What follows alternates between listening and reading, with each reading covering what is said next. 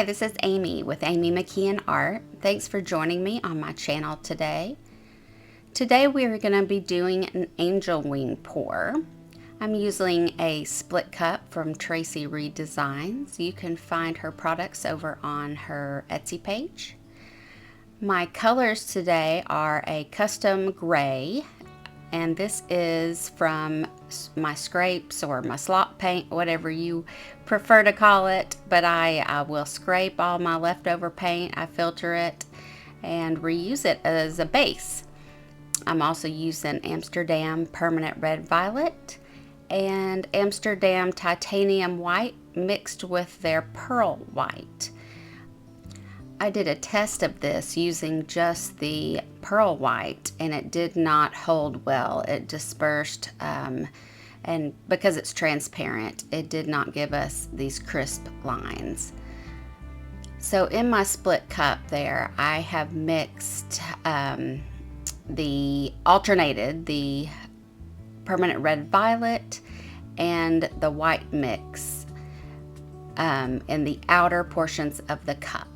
In the middle portion of the cup, I have used the gray, same as I used in the base coat.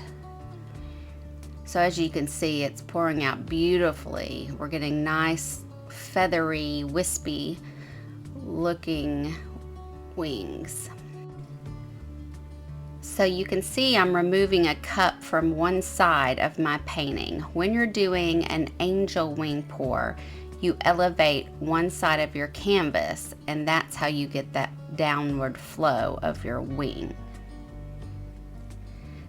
I posted a picture of this painting in one of our groups, and someone asked, how do I get such wispy wings? I think the fingerlings like that are caused because I'm using a fast but short movement when I'm pouring out my cup. I'm going back and forth rather quickly, and then I'm also not making big long strokes, I guess. Now I'm getting out my bubbles. I have found that if you try to pop the bubbles and kind of push the paint back down before you stretch, you can hide some of these little mistakes.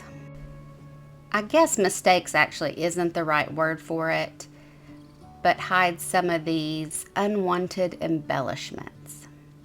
So now I'm starting to tilt, and I hate that I had to tilt, but there's so much paint on the canvas. It's the nature of the beast, but I just love the way it looked before I started tilting. So by tilting, what you are doing is you're opening up your design. You will see that I go back and forth here, and each time that I'm going back and forth, the opening in between all the little wispies gets just a little bit larger.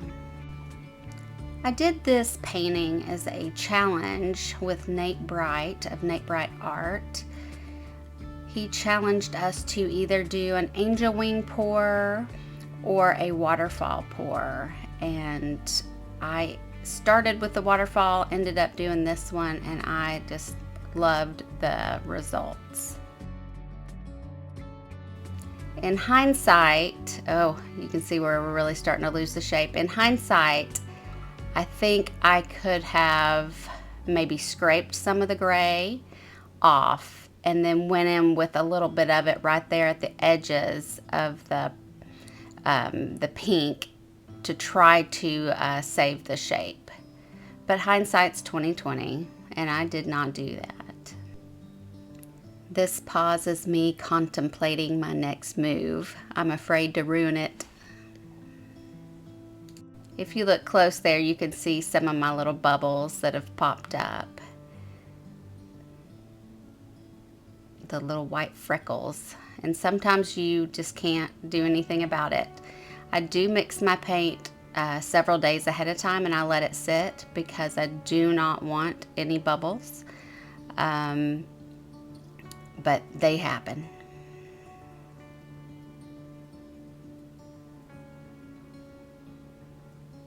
I really love the combination of this gray and the permanent red violet. I think it's very striking against each other. And the gray actually has a little metallic mixed in as well, so when it dries it will have some sparkle to it.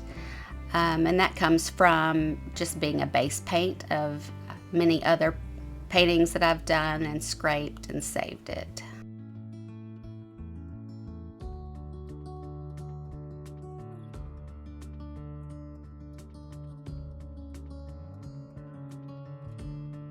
And I'm gonna take my little skewer here and get a couple more of the bubbles out if I can. Torch to get even more, and then I'm gonna have to call it done. That is the beautiful picture before I started tilting. And here it is in its finished form. I've got several orientations here at the end. I'd be curious to know what you guys think looks best, which direction. I thank you so much for watching my video. Thanks for being on my channel, and we'll see you next time.